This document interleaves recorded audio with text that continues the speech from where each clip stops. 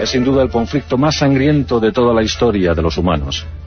En esa Segunda Guerra Mundial se pusieron en solfa ideologías, cuestiones, caracteres, personalidades, y lo cierto es que de esa catarsis profunda, severísima, sufrida por nosotros, por la humanidad, pues surgió lo que estamos viviendo hoy en día. Somos una consecuencia de aquellos años en los que fallecieron más de 60 millones de personas. 60 millones de personas. En su buen porcentaje, esas muertes se dieron en Europa. Y los culpables de aquellas muertes tenían nombres propios: Adolf Hitler y Joseph Stalin.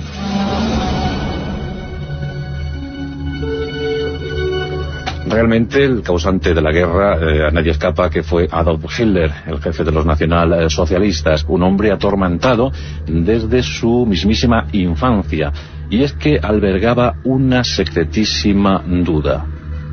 Como sabéis, Hitler nació en Brennau, en una localidad austríaca, el 20 de abril de 1889. Desde bien pequeñito quiso ser artista, asunto que entraba en clara contradicción con los intereses paternos. Su padre le maltrataba constantemente, le sometía a crueles castigos.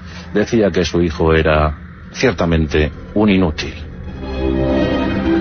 Por eso Adolf Hitler se abrazó a su madre Clara. La quería con absoluta locura. Solo en ella encontraba sosiego, solo en ella encontraba el cariño deseado. Mantuvo una foto de su madre hasta en el último momento. Se dice que cuando entraron los soviéticos en el búnker de Berlín, aquel 30 de abril, 1 de mayo de 1945, una de las cosas que se encontraron en primer lugar en el despacho privado de Adolf Hitler fue una foto de Clara, su madre. La tuvo hasta el final. Pero, como os digo, Hitler tenía una intuición. Y esta era que provenía de descendencia hebrea. Él que tanto odió a los judíos, él que mandó a la cremación, él que incineró a 6 millones de seres humanos, a 5.978.000 judíos, él siempre sospechó que tenía sangre judía, que el esencial líquido que corría por sus venas tenía origen en los judíos. ¿Y esto por qué? Es muy curioso, es una historia tremendamente curiosa. Su abuela servía en casa de unos grandes señores hebreos, unos señores judíos. Su abuela quedó embarazada, pero nunca quiso decir quién era el padre. Y nació el padre de Adolfo Hitler, el progenitor Adolfo Hitler, nacido de madre soltera y de padre incógnito. La morfología de Hitler era también muy peculiar, no era de la raza aria, eso es evidente.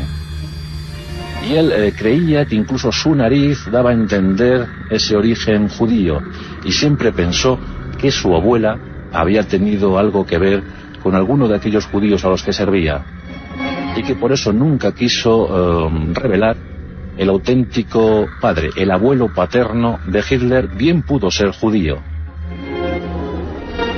Son curiosidades y paradojas de la historia. Él que tanto odio demostró hacia la población hebrea, hacia la población semita, siempre pensó en su foro interno que acaso su abuelo paterno había sido judío, era judío. La verdad es que Hitler lo pasó muy mal en su infancia, pero también en su juventud. Una vez instalado en Viena, intentó ingresar en la Academia de Arte, pero fue rechazado en 2 ocasiones. ¿Y por qué? Os preguntaréis. ¿No era mal paisajista? Esta era la cuestión, que solo pintaba paisajes. Era incapaz, no podía retratar a nadie, no podía reflejar en sus cuadros seres humanos. Era algo superior a sus fuerzas. Y por esta cuestión en la Academia rechazaron la solicitud del joven Adolf Hitler. ¿Cómo hubiese cambiado la historia, verdad? Si hubiese sido capaz de retratar una imagen, una efigie humana. Pues no, era incapaz, no podía, le superaba. Malvivió por las calles vienesas y en esas mismas calles, avenidas, contactó con el mundo judío. Le llamaba mucho la atención, ya os digo cuál era su temor, y era nada más y nada menos que pertenecer a esa raíz. Y comenzó a leer los panfletos, los periódicos judíos, y empezó ahí a elaborar una secreta conspiración en su mente. ¿Cuándo llegó la liberación para Adolf Hitler, que ya se pensaba o se creía inútil, ya creía que su padre tenía razón? Pues con el estallido de la Primera Guerra Mundial. Ahí es donde realmente Hitler encontró su momento de auge, su momento de expansión. En la guerra se sintió feliz. Hay un dato espectacular, estremecedor. La mortandad en las trincheras era terrible. La vida de un soldado no superaba una expectativa de 6 meses.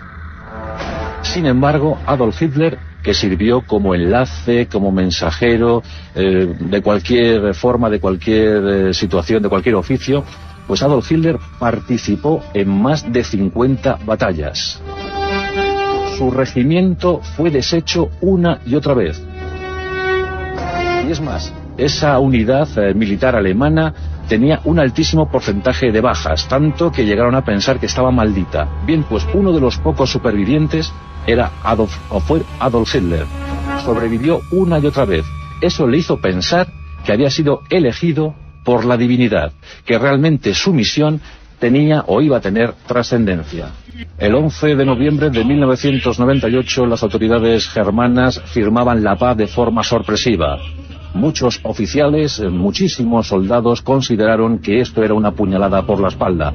Ellos que tanto se habían sacrificado por su nación, que tantos muertos habían dejado sembrando los campos de batalla europeos, pensaron que tarde o temprano se vengarían. La anarquía se adueñó de muchas ciudades alemanas.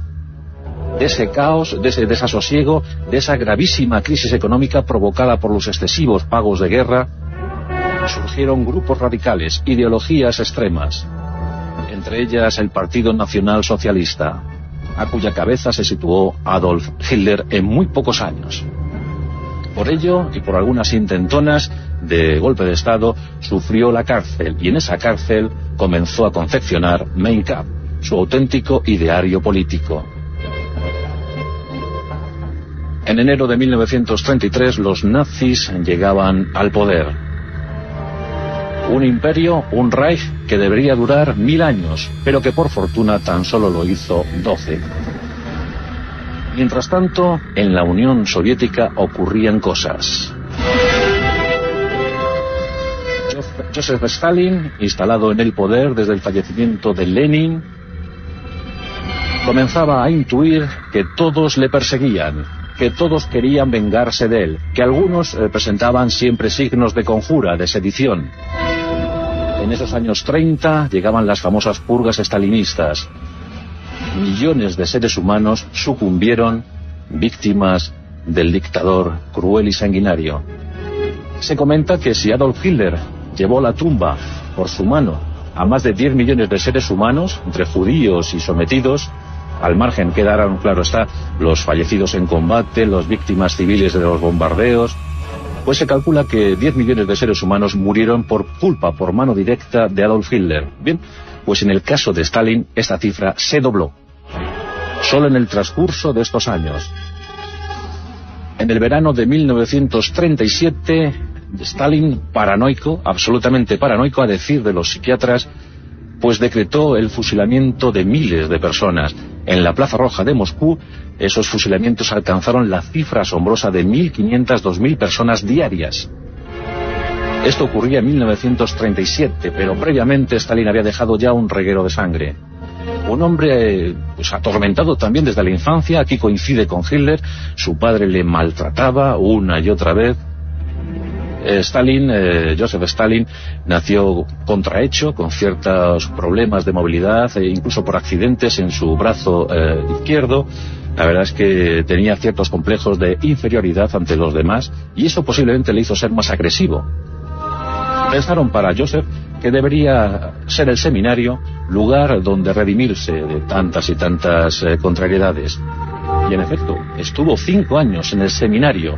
Estuvo a punto de algún día ordenarse sacerdote, pero no lo hizo. Le expulsaron por ser un ser absolutamente radical, por ser personaje absolutamente radical.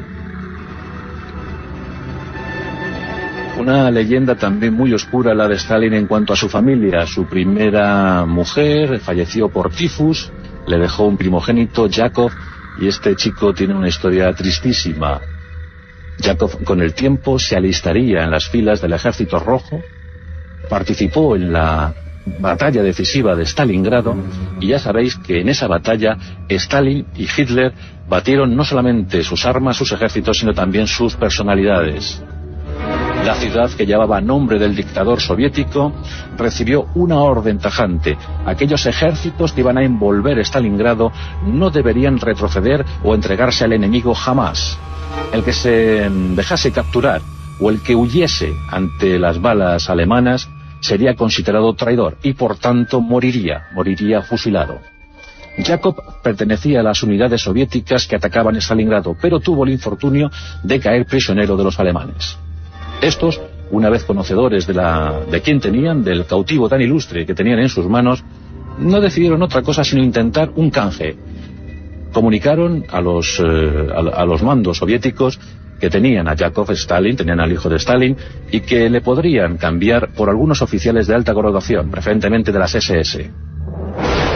La noticia fue comunicada de inmediato a Stalin y este dijo, sin inmutarse: no tengo ningún hijo que se llame Yakov.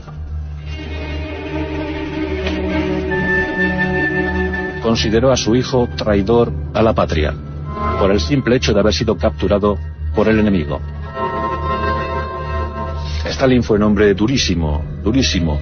Su segunda esposa, Nadia, también sufrió su inclemencia. Nadia le dio 2 hijos, un chico y una chica, pero siempre fue sometida a constantes vejaciones, insultos, vilipendios. La cosa alcanzó el punto culminante en 1932, cuando ella, en una fiesta del Partido Comunista, pues comenzó, como siempre, a ser menospreciada en público por parte de Stalin. Al fin, Stalin cogió un cenicero colmado de colillas y ceniza y se lo arrojó a la cara a su esposa. La vergüenza para Nadia fue total, y después de soltarle algún improperio, y muy bien hecho, se retiró, regresó a casa. Al día siguiente apareció muerta. Dicen que se pegó un tiro en el corazón. Lo cierto es que Nadia, al margen si se suicidó por su mano o la suicidaron, había dejado una carta escrita en la que denunciaba todos los avasallamientos de su marido. Había admirado a Stalin como gobernante, pero como hombre le despreciaba.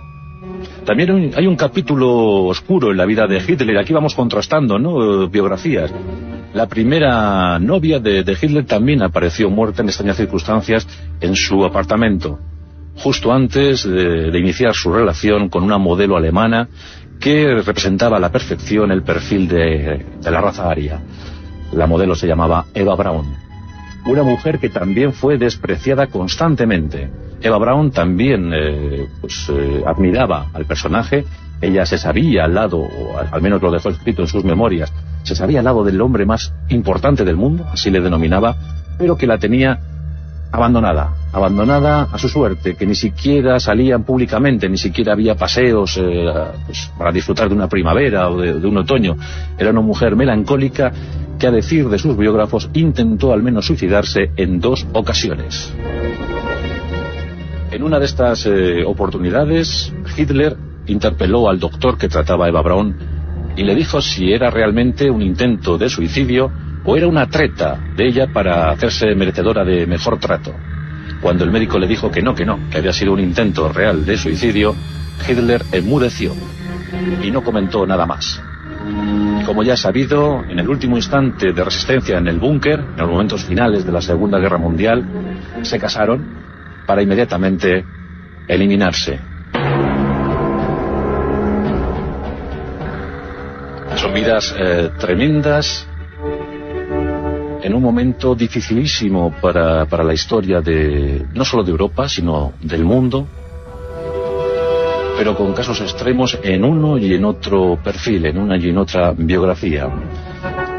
Curiosamente, Hitler consideraba que el más loco en aquel cuadro de gobernantes de la Segunda Guerra Mundial no era Stalin, sino Churchill. Winston Churchill decía a sus allegados que jamás haya visto a un estratega tan imbécil, que todo el que conociera a Churchill debería pensar de inmediato que era un loco y que estaba llevando a su país a la ruina, a la absoluta ruina.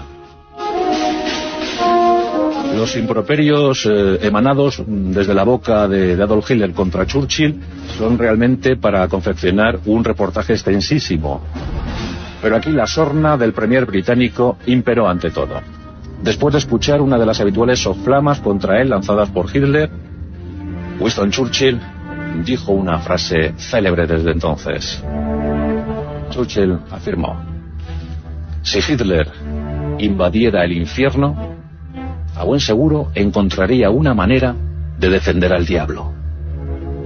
Seguro que comentaría algo favorable sobre el demonio. Churchill, desde luego, tenía mayor brillantez intelectual que Hitler o que Stalin, sin duda alguna. Los psiquiatras, los psicohistoriadores, que hay una rama muy interesante que se dedica a la psicohistoria, a analizar los personajes históricos, pues coinciden en afirmar que tanto Hitler como Stalin eran paranoicos, que hubiesen precisado tratamiento psiquiátrico, pero que prosperaron gracias a las circunstancias, gracias a la envolvente de la época. En el caso de Hitler, la histeria colectiva, una especie de fanatismo secundado por millones de seres humanos, pues se adueñó del momento y siguieron a pies juntillas los dictados del Führer, aquel Führer que les iba a conducir durante 1000 años a la gloria. Y en el caso de Stalin fue el miedo, la ignorancia. Millones de seres humanos sucumbieron por culpa de estos miserables. Queda otro elemento digno de tener en cuenta, de tenerse en cuenta, y este es Benito Mussolini, un hombre que ante todo odiaba el comunismo y que de alguna manera también veía mal la subida, el ascenso de Adolf Hitler. E incluso cuando Hitler invade Austria en 1938, la reacción de Benito Mussolini es colocar 4 divisiones italianas en la frontera con Austria. O sea que las relaciones, aunque Hitler siempre vio en Mussolini a un mentor, a un personaje a seguir, un ideal, lo cierto es que Mussolini siempre miró con cierto rechazo la figura de Adolf Hitler. Mussolini había nacido 10 años antes que Hitler, en 1879, y la verdad es que también tiene cosas interesantes porque era hijo de un socialista acérrimo. Por tanto, Mussolini en sus años jóvenes, siguiendo el modelo paterno, pues militó en la extrema izquierda. Fue un extremista radical. Pensaba que la violencia ante todo. Y bueno, pues finalmente otra catarsis sufrida en la Primera Guerra Mundial, en el estallido de un obús que mató a muchos menos a él, aunque él quedó malherido con 40 fragmentos, 40 esquirlas que se incrustaron en su cuerpo. Pues él consideró también que había sido de alguna manera elegido para la gloria, y al poco de finalizar esa Primera Guerra Mundial fundó el Fascio, el partido fascista. La peripecia de Mussolini también es digna de un pasaje de la historia, de algún día nos detendremos en él. Pero sí que es cierto que cuando murió, víctima de los partisanos, en aquella plaza pública de Milán, donde fue colgado, pues ese 28 de abril impactó de tal manera a Hitler que decidió no correr la misma suerte de su otrora amigo. Y posiblemente la muerte violenta de Mussolini a manos de los partisanos provocó o desencadenó el ya premeditado suicidio de Hitler. En fin, que durante unos años la humanidad estuvo en manos de gente desequilibrada, de auténticos dementes. Por fortuna, ya han pasado más de 60 años. Ojalá que esto nunca se repita.